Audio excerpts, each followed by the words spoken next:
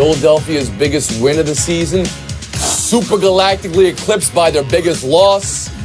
Stages of grief for Philly between denial, bargaining, and Mina Kimes. No! Here's Doug Peterson on whether his team can overcome injury. We overcame a Pro Bowl left tackle. We overcame our middle linebacker. We've overcome a running back. We've overcome a core special teams player this year, our kicker this year. This is no different. Bill Plaschke, do you share Coach's optimism, or is he trying to convince or fool himself and his team about life without Wentz? This is way different. They lost the best quarterback in the league, probably the league MVP, the league leader in touchdown passes, second in touchdown interception ratio. I was there yesterday. You could hear the hit from the press box. It was such a crunching hit. When he walked off the field with his towel over his head, the entire crowd, Rams and Eagles fans both groaned. They knew what it was. I think the Eagles' championship hopes are over with. I don't think they survived this. No player is more important to his team, perhaps, than the Eagles and Carson Wentz, the way he led them down the field, the way Nick Foles has been a decent quarterback, hasn't started one game in 2 years, not as mobile as Carson Wentz. Part of his thing is his mobility. He gets out of trouble so much. He's 8 touchdowns, no interceptions, under pressure this year. Foles has been under a lot of pressure. I don't see how they replace this guy. I don't see what they can do to replace him. Woody Page, to you? Well, Plaschke knows best, but occasionally he's not right, and I don't think you're right here. If you look at the rest of the season for the Eagles, they're going to probably win out, even if I was playing quarterback, and I think that Foles has proven he can start in this league. He's a quality backup quarterback. He's come in a couple of times during the year. I think they get that home field advantage, and with the NFC being kind of open with 4 or 5 teams that have a chance, I think they can squeeze in there, and I really do not think they're dead. Plaschke, you've been wrong before, and I think you're wrong in this situation. This still Giants, a strong Raiders, defense and a good Cowboys. offensive line. Giants, Raiders, Cowboys, that schedule Woody's talking about for Philly remaining for home field. Kevin Blackistone, where are you?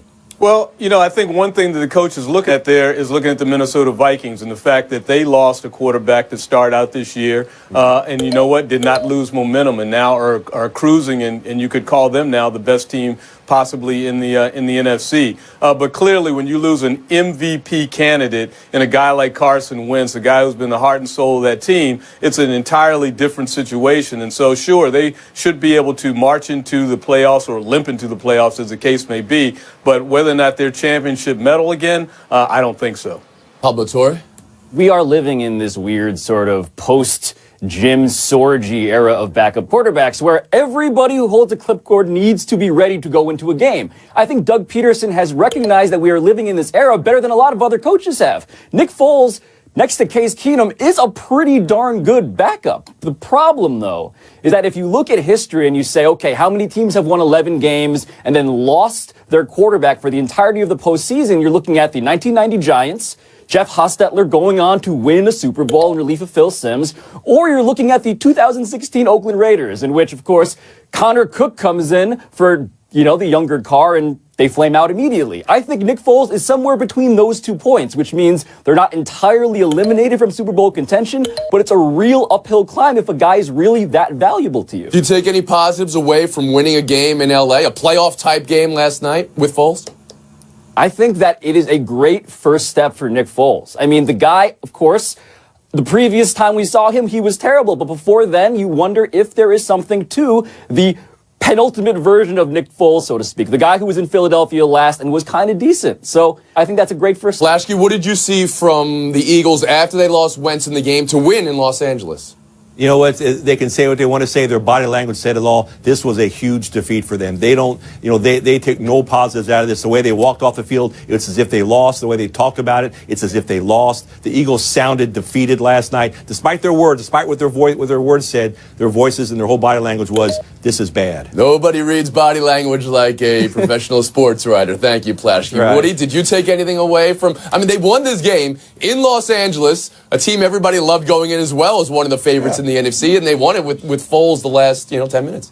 Yeah, you're winning on the road against a division leader, and let's remember that Wade Phillips puts together a very good defense year after year, and you score over 40 points. And I would be thinking, if I'm the Eagles, that Phillip Rivers once played in the playoffs and did a pretty good job of winning games when he played on a torn ACL. So I think it's not totally out of the realm that they couldn't get him back. Are you saying you would play Wentz right now? You would play Wentz with a torn ACL? Is that what you're saying?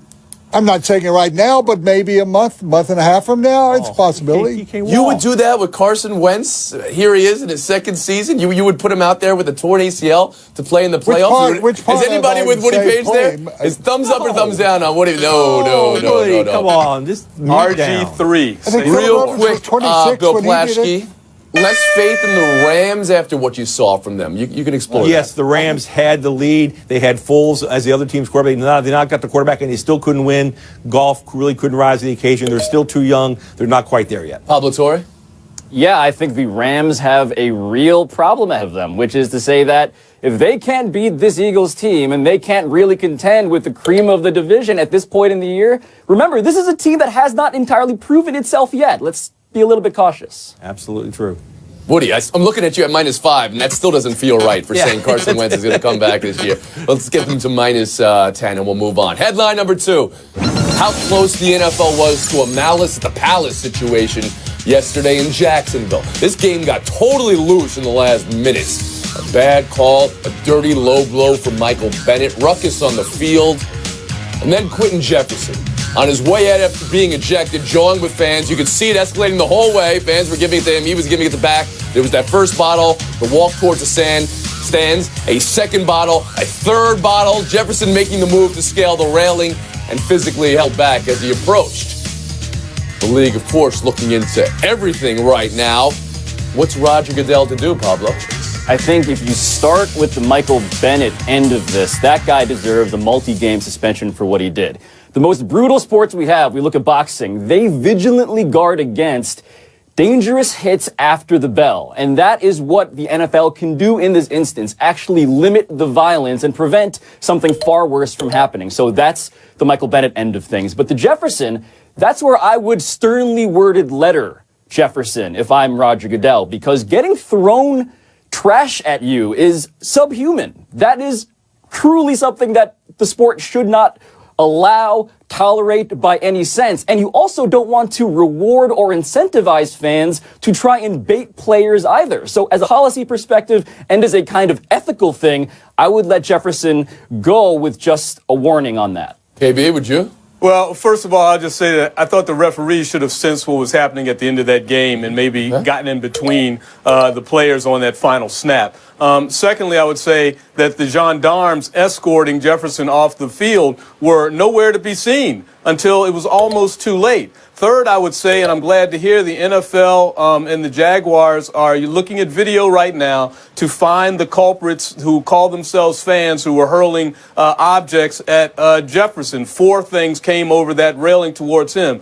Those fans should lose their privilege to be going to a game. We have seen what that can mean in a game like this. Look, there is a cooling off period for NFL players, and there is a reason for that, because we know that this is a highly charged, extremely emotional and violent game, and it takes them a while to ratchet down. Jefferson had not yet reached that point, and so it didn't take much for him to lose his mind and try and go into the stands. And fans just absolutely have no right at all, I don't care how much you pay for a ticket, to throw things at players. Woody Page?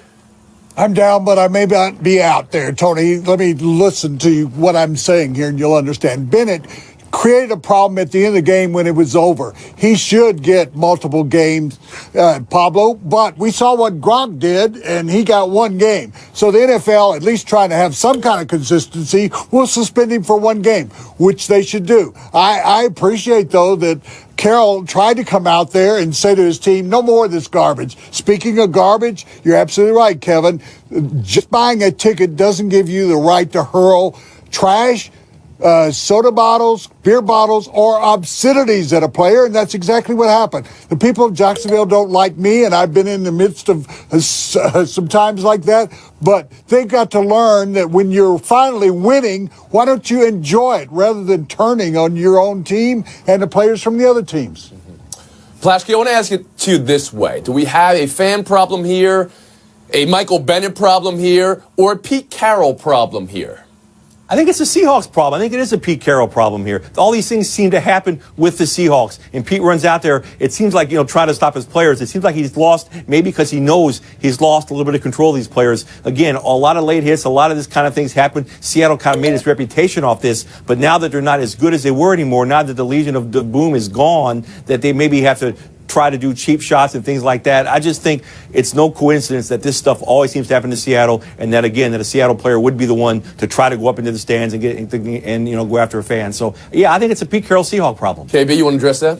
Well, I mean, I don't think that Jefferson did anything to encourage people to hurl objects at him. That's just totally uncalled for. No one has a right to do that. He was headed off the field. I was just surprised that there were no guys flanking him to guard him from what might be happening in the stands. We see that all the time, and those guys were AWOL at that particular point. So and what started all this, the Michael Bennett play? I know Pablo addressed that. Dirty shot going at somebody's knees. That's the way you it made me wonder, and we've seen this in baseball. They got rid of the intentional walk, and now you just have to signal. Why are we still doing victory formations? If we're not going to allow for any type of play on the victory formation, would you be in favor of getting rid of it and just calling the game right there? Yeah, I have no problem with that. It would have no impact on the game. You're shaking your head no. No, you can't do that. What if a guy fumbles? No, you can't. You got to finish the game. You got to play out the game. We've seen too many times last-minute fumbles. A guy ball slips on a center exchange. You got to play it out. Okay. Jacksonville. We have to talk about Jacksonville. Biggest win in how long? Anybody? 1996. Exactly. Biggest win in too long. Does a win like this have you thinking Jacksonville is a credible threat, Woody Page?